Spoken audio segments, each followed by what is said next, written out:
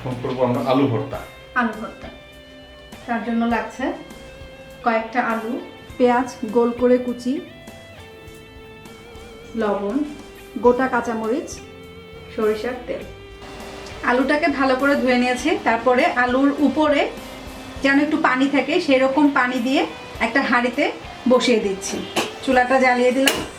চুলটা ফুল জালে জ্বলবে না? একদম ফুল জালে এটা জ্বলতে হবে যেন পুরো আলুটা ভালো করে সিদ্ধ হয়ে যায়। কতক্ষণ সিদ্ধ করতে হতে পারে আমাদের? আলুটা 7-8 মিনিট লাগবে সিদ্ধ হতে।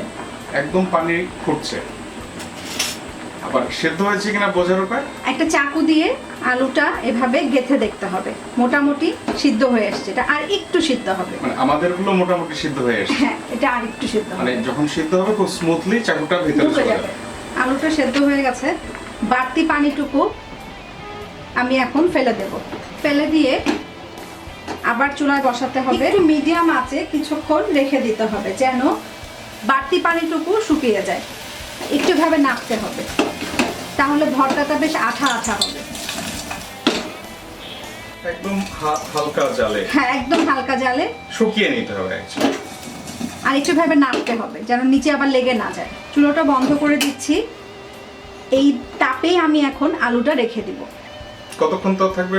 মিনিট খানেক। আলুগুলো সিদ্ধ করার পর ঠান্ডা করে এভাবে খোসাগুলো ছাড়িয়ে নিতে হবে সবগুলো আলু। সময় লাগবে মনে হয় এটা ছিলতে। অনেকেই বলেন বা অনেক প্রোগ্রামে বলেন যে আলুটা সিদ্ধ হওয়ার পরে চট করে ঠান্ডা পানিতে দিয়ে দিতে হবে। এই কাজটা ভুলেও করবেন না, কারণ তাহলে আলুটা ভর্তাটা পানি পানি হয়ে যাবে। আঠালো যেটা ভাব সেই ভাবটা কখনোই আসবে না। টেস্টটা পাওয়া যাবে না আর কি। টেস্টটাও পাওয়া যাবে না, আঠালোও হবে না ভর্তা। চুলো জ্বালিয়ে দিচ্ছি। পরিমাণ মতো তেল দিতে হবে পেঁয়াজটা ভাজার জন্য। একটু গরম করতে হবে তেলটা।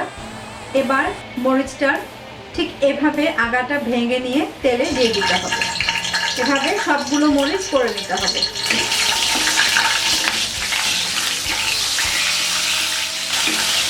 ঝোল ঠিক আছে। আরেকটু এটা মিডিয়াম আঁচে করাটাই সবচেয়ে ভালো। তাহলে আবার তেলের গরমে জ্বলে যেতে পারে। হ্যাঁ, হয়ে গেছে মরিচগুলো। একটা পাত্রে আমি তুলে নিচ্ছি তেল থেকে। এবার এই গরম তেলটাতেই পেঁয়াজগুলো দিয়ে দিচ্ছি। বেরেস্তা আলু ভর্তায় পেঁয়াজ একটু বেশি লাগবে, কারণ ভেজে ফেললে তো পেঁয়াজ অনেক কমে যাবে। বেরেস্তা করার জন্য আমার মনে হয় নন স্টিকই বেটার। ননস্টিক আসলে সব রান্নার জন্যই বেটার। নিচে লেগে যায় না, অল্প তেল লাগে। এমনি কড়াইতে বেরেস্তা করতে গেলে অবশ্য লেগে যায় না, কিন্তু রান্নাটা না অনেক সময় লেগে যায়। আর পুড়ে যাওয়ার একটা ভয় থাকে এমনি কড়াইতে বেরেস্তা। বেরেস্তা যেখানেই করা হোক আসলে এটা একটু তাড়াতাড়ি নাড়তে হয়। আলু ভর্তার ক্ষেত্রে আমার মনে হয় বেরেস্তাটা মুড়মুড়ে থাকা অবস্থায় মেখে ফেলতে হবে। মেখে ফেলতে হবে। আজকে আমি দেখাচ্ছি কাঁচা মরিচ দিয়ে, কিন্তু ঠিক এভাবে পেঁয়াজ বেরেস্তা করে শুকনা মরিচ দিয়েও কিন্তু করা যায়। শুকনা মরিচটা তেলে ভেজে নিতে হবে, ঠিক যেভাবে আমি কাঁচা মরিচগুলো ভেজে নিয়েছি। আমাদের ব্লগে অবশ্য আরেকটা ভিডিও আছে যেখানে শুকনা মরিচ দিয়ে, পোড়া শুকনা মরিচ দিয়ে ভর্তা, আলু ভর্তা। ওই অংশ থেকেও দর্শকরা শিখতে পারবেন যে কিভাবে মরিচটা পুড়তে হয় বা তেলে ভেজে নিতে হয়। আবার এক একটা ভর্তার কিন্তু আসলে এক এক রকম টেস্ট। বেরেস্তা করলে একরকম টেস্ট, আবার কাঁচা মরিচের উপর একরকম, শুকনা মরিচের উপর আরেক রকম। বেশ ভাজা ভাজা হয়ে এসেছে। বেশ আরেকটু হবে। আরেকটু হবে। এই সময় যদি না নাড়ে তাহলে হয়তো কিছু পুড়ে যাবে, তিতা হয়ে যাবে। পোলাও টোলায় একটা যে বেরেস্তাটা দেওয়া হয় ওখানে আবার অনেকে চিনি দেন, কিন্তু আলু ভর্তার বেরেস্তা তো চিনি না দেওয়াটাই ভালো। ঠিক আছে, চুলাটা আমি বন্ধ করে দিলাম। এভাবে কাট করে তেলটা ছাড়িয়ে নেব। তেল একটু থাকলে অসুবিধা নেই, ভর্তায় তো তেল লাগে। এবার একটা পাত্রে তুলে নিচ্ছি। বেরেস্তাটা নিয়ে নিলাম, এখন আমি ভর্তাটা করে ফেলবো। স্বাদ অনুযায়ী লবণ দিয়ে প্রথমে মরিচটাকে ভর্তা করে নিতে হবে।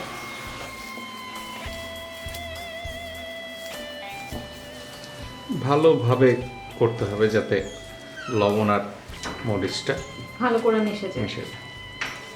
সরিষার তেল দিয়ে দিতে হবে। এটাও স্বাদ মতো যে যেরকম ঝাঁজ খায়। হ্যাঁ, পরিমাণ মতো। পেঁয়াজের বেরেস্তাটা সহজে মাখিয়ে ফেলতে হবে। আমার মনে হয় যে বেরেস্তাটা যতক্ষণ মুড়মুড়া থাকে, হ্যাঁ, তাড়াতাড়ি আসলে পেঁয়াজটা করে ফেলার পরেই বেরেস্তা করে ফেলার পরেই ভর্তাটা করে ফেলতে হবে। ঠান্ডা হয়ে গেলে বেরেস্তাগুলো নরম হয়ে যাবে, তখন ভর্তাটা আর ভালো হবে না। হয়ে গেছে, এবার আমি আলুটা দিয়ে দিচ্ছি। ভালো করে আলুটার সাথে পেঁয়াজের বেরেস্তাগুলো মাখাতে হবে। সুন্দর গন্ধ বের হয়েছে বেরেস্তাটার সাথে, বেরেস্তা প্লাস কাঁচামরিচটা।